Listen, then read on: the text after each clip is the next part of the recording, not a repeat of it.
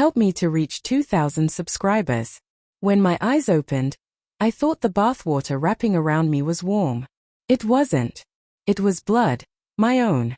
The porcelain floor beneath me gleamed slick and red, the water spiraling toward the drain like ribbons of silk.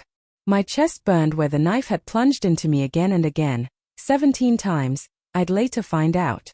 I could feel each wound by the ragged rhythm of my breath, short, shallow, and wet. She stood above me, my wife. Her expression calm, almost delighted. A phone shimmered in her hand. "Smile," she whispered, and the flash blinded me for a heartbeat. A man stood beside her, laughing. It was a sound too easy, too casual for what they'd just done. "You should have knocked," he sneered. Then they both walked out, leaving the bathroom light on. Their footsteps echoed down the hallway. I heard the front door slam, and silence followed, a silence so deep it pressed against my ears. My vision began to dim, but I could still hear her heels. 3 sharp clicks, a pause, then 3 more. Like punctuation marking the end of something I hadn't finished saying. I tried to move.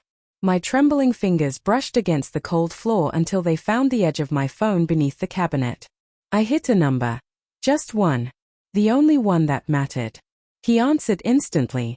"Brother," I croaked, choking on my own blood. "Find them. No bodies. No evidence. Make them disappear." The phone slipped from my hand, and everything went dark. The hospital called it a miracle that I survived. I didn't feel like one.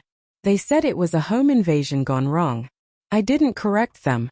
I simply watched the news, where she cried for the cameras, big, shimmering tears rolling down a face the world believed was innocent. She called me her sweet husband, begged for justice, spoke of strangers who'd attacked me. The public pitied her. Reporters adored her. She was breathtaking in her grief. Almost convincing. Almost. My brother visited me that night. He didn't speak at first, just stared at the bandages, the stitches, the scars that mapped my chest like a roadmap of betrayal. "You sure about this?" he finally asked. I nodded. "No trace," I whispered. He understood. We grew up in a home where silence spoke louder than words. He stood, adjusted his jacket, and walked out. By the time I was discharged, I knew he was already moving. I didn't return home. Not yet. I rented a small apartment in the city under a fake name, paying cash. From there, I watched her. Every morning jog, every lunch meeting, every late-night rendezvous. She clung to him in public now, the same man who had laughed as I bled out. I followed them to the same motel where they'd planned my death. Every lie was polished. Every routine rehearsed. I didn't have to call my brother again. I could feel him watching too. Sometimes I saw the same black SUV parked down the street, its windows tinted, license plate missing. A silent message between us. At night, I lay awake listening to the city hum outside my window. My wounds healed, but the memory didn't. It festered under my skin, a constant pulse reminding me of the fool I had been. The man who loved a woman capable of murder.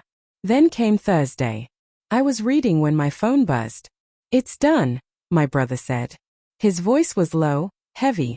He didn't explain, and I didn't ask. That night, I drove to the lake where she and I used to take photos together.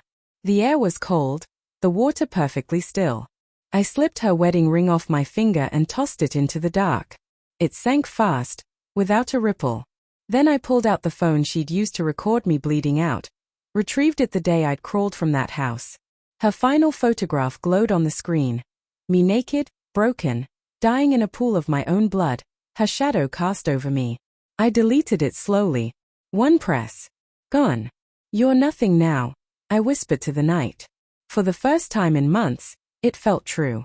The papers called it a double disappearance. Her and her lover vanished without a trace. The police searched everywhere. Her office, his apartment, her car. Nothing. Just emptiness. Friends reached out, asking if I was holding up. They said I must be heartbroken. I told them grief comes in waves.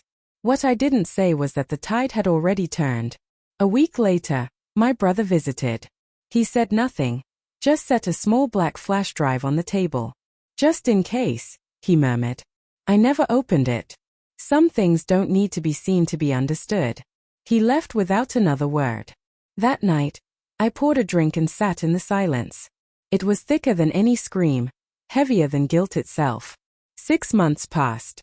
The scars on my chest faded to pale lines. My heartbeat was steady again. My hands no longer trembled. But sometimes, when the night was still, I could smell the bleach from that bathroom. Sometimes, I caught her reflection in mirrors that didn't belong to her.